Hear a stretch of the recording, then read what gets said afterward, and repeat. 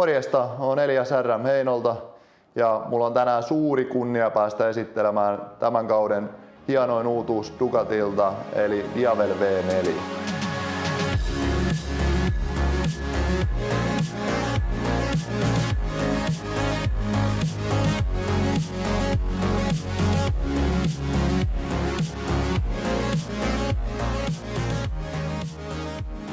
Eli pyörässä hyvin paljon samaa tuttua fiilistä, mitä vanhemman mallissa, niin Gen 1 ja Gen 2, mutta Gen 3 suurimpana muutoksena tietenkin, eli V2 kone muuttunut V4.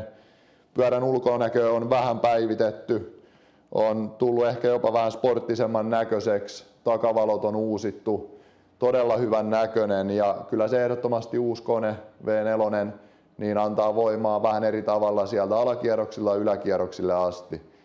Lisäksi tehot on pysynyt aika samassa luokassa kuin aikaisemmassa mallissa, mutta paino on saatu tiputettua reilusti alaspäin, mikä auttaa pyörän hallittavuudessa ja on paljon mukavampi sitten tuolla mutkaisilla pätkillä. Erittäin hieno fiilis pyörässä ajaa, on paljon tuotu uutta elektroniikkaa, uusi mittaristo, vastaavaa ja sitä kautta ollaan niin sanotusti ihan tuolla pyörämaailman kärjessä ominaisuuksiltaan. Lisäksi pyörässä mukavan matala istuinasento, eli lyhyempikin kuski pystyy todella hyvin ajamaan, ettei ole ongelmaa, että jalat ei yltäisi maahan. Lisäksi siihen on saatavilla matalampi satula, korkeampi satula, jolla pystytään sitten tulemaan 2 senttiä ylös tai alaspäin. Ja pidemmilläkin kuskeilla, kun istutaan matalalla, niin tuuli ohjautuu hyvin nokan muotoilun ansiosta kypärän yli, eli ei välttämättä ole tarvetta edes millekään lisäpleksille. Jos miettii, että tuuli osuu kypärään, niin saa olla aika paljon mittaa, että se osuu. Ja brutaalia voimaahan kyseistä pyörästä löytyy, sehän on tuttu jo aikaisemmista malleista. On shifterit vastaavat, eli pääsee käskyttämään pyörää aika reilustikin eteenpäin ja se kone tottelee kyllä kun kaasua vääntää. Ja lisäksi pyörästä, jos tykkää ajella vähän pidempiä lenkkejä, touringia vastaavaa, niin vakionopeuden säädin ihan ehdoton niille reissuille, eli pystyy mukavasti liikenneturvallisuutta vaarantamatta vaihtamaan maisemaa, kun pistää vakkarin päälle ja ei sitten tule hurjasteltua välttämättä.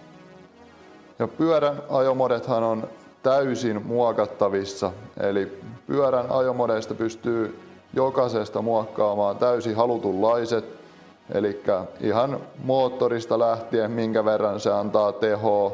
Lisäksi löytyy takapyörän sutimista, jarruja, minkä verran antaa nostaa keulaa ja sitten shifterin käytön.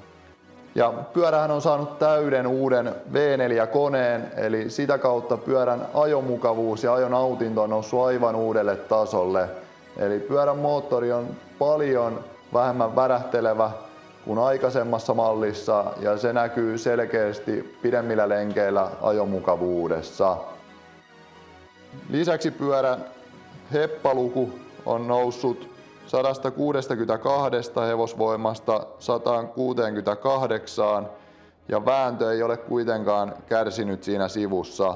Merkittävämpänä uutuutena edelliseen 1260 malliin on painon tippuminen 223 kilogrammasta 211 kilogrammaan kuivapainossa.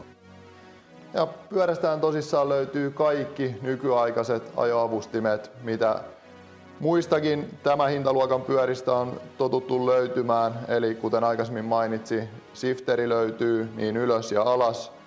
Lisäksi löytyy Ducatin Power Launch, Ducati Wheel Control ja sitten kulma ABS.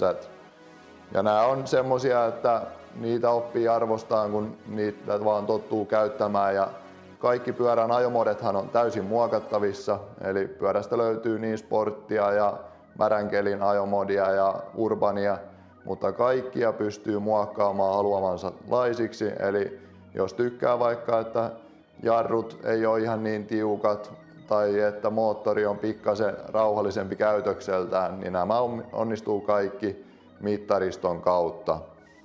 Lisäksi pyörään on saatavilla lisävarusteita, laaja kattaus, eli esimerkiksi nämä satulat, joista aikaisemmin puhuin, lisäksi kahvan lämmittimet, sivulaukut ja racing-putkiston sekä paljon erilaisia hiilikuituosia. Racing-putkiston avulla saadaan pyörästä otettua vielä 11 kiloa pois, eli merkittävä määrä painoa tippuu siinä kohtaa.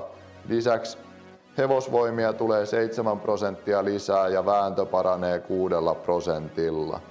Eli jos pyörään haluaa vielä lisää luonnetta, potkua, ääntä, niin silloin Akrapovikki on ehdoton valinta siinä kohtaa.